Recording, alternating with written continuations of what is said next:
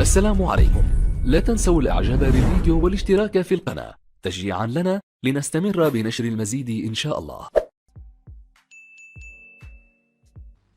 فتح مكتب المدعي العام في نانتير الضاحية الغربية للعاصمة الفرنسية باريس تحقيقا مفصلا في قضية اغتصاب تستهدف نجم المنتخب المغربي لكرة القدم وفريق باريس سان جيرمان الفرنسي أشرف حكيمي، وفق ما أفاد به مصدر مطلع على هذه القضية، مؤكدا ما كشفته صحيفة لوبرزيان صبيحة اليوم.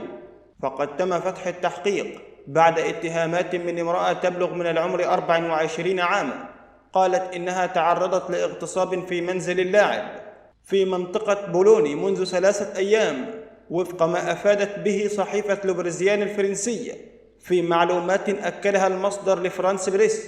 وفي اتصال مع ذات المصدر الإعلامي، رفض مكتب المدعي العام في مدينة نانتير الإدلاء بأي تعليق مبدئيا لحين التأكد من صحة المعلومات المنشورة في الصحافة الفرنسية منذ صبيحة اليوم، لأنها تقوض التحقيقات اللازمة من أجل إثبات الحقيقة.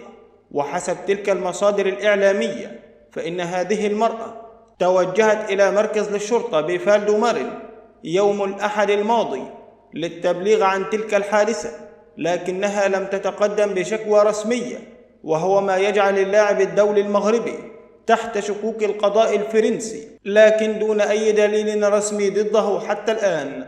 وفي الأخير شكرا لكم والسلام عليكم ورحمة الله وبركاته.